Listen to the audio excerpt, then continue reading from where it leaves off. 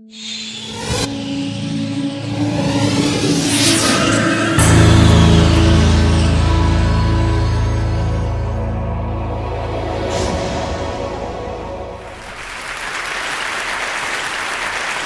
grew up to study the brain because I have a brother who has been diagnosed with the brain disorder schizophrenia. And as a sister and later as a scientist, I wanted to understand why is it that I can take my dreams, I can connect them to my reality, and I can make my dreams come true. What is it about my brother's brain and his schizophrenia that he cannot connect his dreams to a common and shared reality, so they instead become delusion? So I dedicated my career to research into the severe mental illnesses, and I moved from my home state of Indiana to Boston, where I was working in the lab of Dr. Francine Bennis in the Harvard Department of Psychiatry.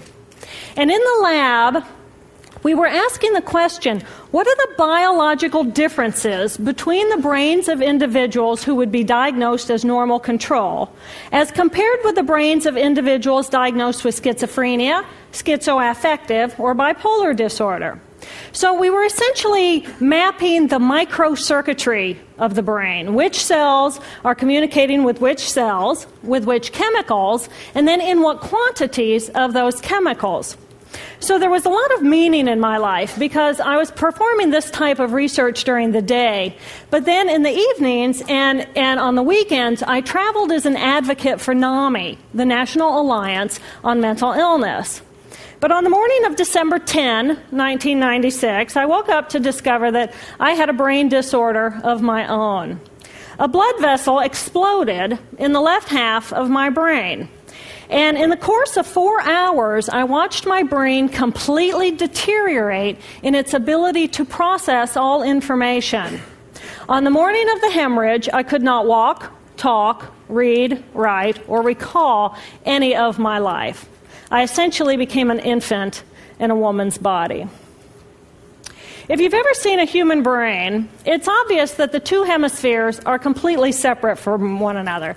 And I have brought for you a real human brain.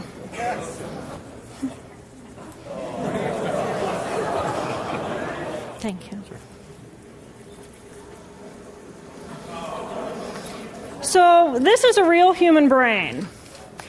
This is the front of the brain, the back of the brain with the spinal cord hanging down. And this is how it would be positioned inside of my head. And when you look at the brain, it's obvious that the two cerebral cortices are completely separate from one another. For those of you who understand computers, our right hemisphere functions like a parallel processor, while our left hemisphere functions like a serial processor. The two hemispheres do communicate with one another through the corpus callosum, which is made up of some 300 million axonal fibers. But other than that, the two hemispheres are completely separate. Because they process information differently, each of our hemispheres think about different things, they care about different things, and dare I say, they have very different personalities. Excuse me. Thank you. It's been a joy. Our right human hemisphere is all about this present moment. It's all about right here, right now. Our right hemisphere, it thinks in pictures, and it learns kinesthetically through the movement of our bodies. Information in the form of energy streams in simultaneously through all of our sensory systems, and then it explodes into this enormous collage of what this present moment looks like, what this present moment smells like and tastes like, what it feels like, and what it sounds like. I am an energy being connected to the energy all around me through the consciousness of my right hemisphere. We are energy beings connected to one another through the consciousness of our right hemispheres as one human family. And right here, right now, we are brothers and sisters on this planet, here to make the world a better place. And in this moment, we are perfect, we are whole, and we are beautiful. My left hemisphere, our left hemisphere, is a very different place. Our left hemisphere thinks linearly and methodically. Our left hemisphere is all about the past, and it's all about the future. Our left hemisphere is designed to take that enormous collage of the present moment and start picking out details, and more details about those details. It then categorizes and organizes all that information, associates it with everything in the past we've ever learned, and projects into the future all of our possibilities. And our left hemisphere thinks in language. It's that ongoing brain chatter that connects me and my internal world to my external world. It's that little voice that says to me, hey, you got to remember to pick up bananas on your way home. I need them in the morning. It's that calculating intelligence that reminds me when I have to do my laundry. But perhaps most important, it's that little voice that says to me, I am. I am. And as soon as my left hemisphere says to me, I am, I become separate. I become a single, solid individual, separate from the energy flow around me and separate from you. And this is a portion of my brain that I lost on the morning of my stroke. On the morning of the stroke, I woke up to a pounding pain behind my left eye. And it was the kind of pain, caustic pain, that you get when you bite into ice cream. And it just gripped me, and then it released me. And then it just gripped me, and then it released me. And it was very unusual for me to ever experience any kind of pain, so I thought, okay, I'll just start my normal routine. So I got up and I jumped onto my cardio glider, which is a full-body, full-exercise machine. And I'm jamming away on this thing, and I'm realizing that my hands look like primitive claws grasping onto the bar. And I thought, that's very peculiar. And I looked down at my body, and I thought, whoa, I'm a weird-looking thing. And it was as though my consciousness had shifted away from my normal perception of reality, where I'm the person on the machine having the experience, to some esoteric space where I'm witnessing myself having this experience. And it was all very peculiar, and my headache was just getting worse, so I get off the machine, and I'm walking across my living room floor, and I realize that everything inside of my body has slowed way down. And every step is very rigid and very deliberate. There's no fluidity to my pace, and there's this constriction in my area of perception, so I'm just focused on internal systems. And I'm standing in my bathroom getting ready to step into the shower, and I could actually hear the dialogue inside of my body. I heard a little voice saying, okay, you muscles, you got to contract, and you muscles, you relax. And then I lost my balance, and I'm propped up against the wall. And I looked down at my arm, and I realized that I can no longer define the boundaries of my body. I can't define where I begin and where I end, because the atoms and the molecules of my arm blended with the atoms and molecules of the wall. And all I could detect was this energy. And I'm asking myself, what is wrong with me? What is going on? And in that moment, my brain chatter, my left hemisphere brain chatter, went totally silent. Just like someone took a remote control and pushed the mute button. Total silence. And at first I was shocked to find myself inside of a silent mind. But then I was immediately captivated by the magnificence of the energy around me. And because I could no longer identify the boundaries of my body, I felt enormous and expansive. I felt at one with all the energy that was, and it was beautiful there. And then all of a sudden, my left hemisphere comes back online, and it says to me, hey, we got a problem, we got to get some help. And I'm going, oh, I got a problem.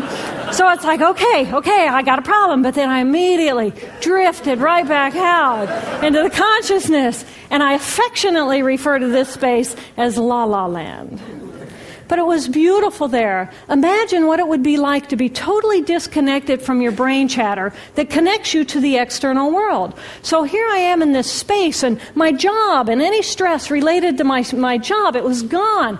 And I felt lighter in my body. And imagine all of the relationships in the external world and any stressors related to any of those, they were gone. And I felt this sense of peacefulness. And imagine what it would feel like to lose 37 years of emotional baggage. Oh, I felt euphoria. Euphoria. It was beautiful there. And then again, my left hemisphere comes online and it says, hey, you've got to pay attention. We've got to get help. And I'm thinking, I got to get help. I got to focus. So I get out of the shower and I'm mechanically dressed and I'm walking around my apartment and I'm thinking, I got to get to work. I got to get to work. Can I drive? Can I drive? And in that moment, my right arm went totally paralyzed by my side. Then I realized, oh my gosh, I'm having a stroke. I'm having a stroke. And then the next thing my brain says to me is, wow, this is so cool. This is so cool. How many brain scientists have the opportunity to study their own brain from the inside out? And then it crosses my mind, but I'm a very busy woman. I don't have time for a stroke. It's like, okay, I can't stop the stroke from happening, so I'll do this for a week or two, and then I'll get back to my routine. Okay, so I got to call help. I got to call work. I couldn't remember the number at work. So I remembered in my office I had a business card with my number on it. So I go into my business room. I pull out a 3-inch stack of business cards. And I'm looking at the card on top. And even though I could see clearly in my mind's eye what my business card looked like, I couldn't tell if this was my card or not because all I could see were pixels. And the pixels of the words blended with the pixels of the background and the pixels of the symbols, and I just couldn't tell. And then I would wait for what I call a wave of clarity. And in that moment, I would be able to reattach to normal reality. And I could tell, that's not the card, that's not the card, that's not the card. It took me 45 minutes to get 1 inch down inside of that stack of cards. In the meantime, for 45 minutes, the hemorrhage is getting bigger in my left hemisphere. I do not understand numbers. I do not understand a telephone, but it's the only plan I have. So I take the foam pad and I put it right here. I take the business card, I put it right here, and I'm matching the shape of the squiggles on the card to the shape of the squiggles on the foam pad. But then I would drift back out into La La Land and not remember if when I come back if I'd already dialed those numbers. So I had to wield my paralyzed arm like a stump and cover the numbers as I went along and push them so that as I would come back to normal reality, I'd be able to tell, yes, I've already dialed that number. Eventually, the whole number gets dialed, and I'm listening to the phone, and my colleague picks up the phone, and he says to me, and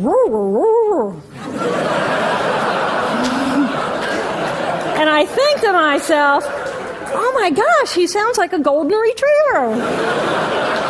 And so I say to him, clear in my mind, I say to him, this is Jill, I need help. And what comes out of my voice is, and I think, oh my gosh, I sound like a golden retriever. So I didn't know that I couldn't speak or understand language until I tried.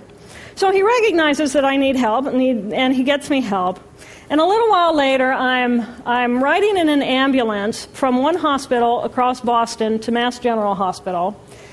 And I curl up into a little fetal ball.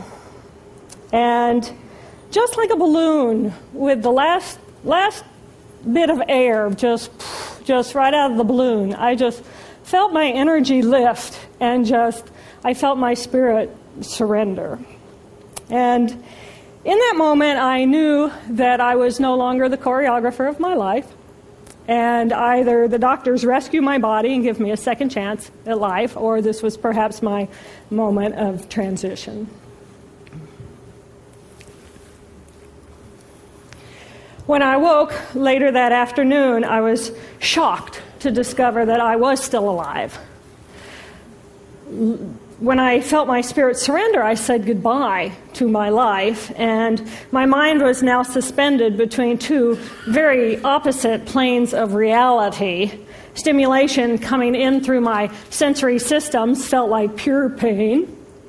Light burned my brain like wildfire, and sounds were so loud and chaotic that I could not pick a voice out from the background noise, and I just wanted to escape. Because I could not identify the position of my body in space, I felt enormous and expansive, like a genie just liberated from her bottle. And my spirit soared free like a great whale gliding through a sea of silent euphoria. Nirvana. I found nirvana. And I remember thinking there's no way I would ever be able to squeeze the enormousness of myself back inside this tiny little body. But then I realized, but I'm still alive. I'm still alive, and I have found nirvana. And if I have found nirvana and I'm still alive, then everyone who is alive can find nirvana. And I pictured a world filled with beautiful, peaceful, compassionate, loving people who knew that they could come to this space at any time and that they could purposely choose to step to the right of their left hemispheres and find this peace. And then I realized what a tremendous gift this experience could be. What a stroke of insight this could be to how we live our lives. And it motivated me to recover. 2.5 weeks after the hemorrhage, the surgeons went in and they removed a blood clot the size of a golf ball that was pushing on my language centers. Here I am with my mama, who's a true angel in my life. It took me 8 years to completely recover. So, who are we? We are the life force power of the universe with manual dexterity and 2 cognitive minds. And we have the power to choose moment by moment who and how we want to be in the world. Right here, right now, I can step into the consciousness of my right hemisphere where I am the life force power of the universe. I am the life force power of the 50 trillion beautiful molecular geniuses that make up my form, at one with all that is. Or I can choose to step into the consciousness of my left hemisphere, where I become a single individual, a solid, separate from the flow, separate from you. I am Dr. Jill Bolte Taylor, intellectual, neuroanatomist. These are the we inside of me. Which would you choose? Which do you choose? And when? I believe that the more time we spend choosing to run the deep inner peace circuitry of our right hemispheres, the more peace we will project into the world, and the more peaceful our planet will be. And I thought that was an idea worth spreading.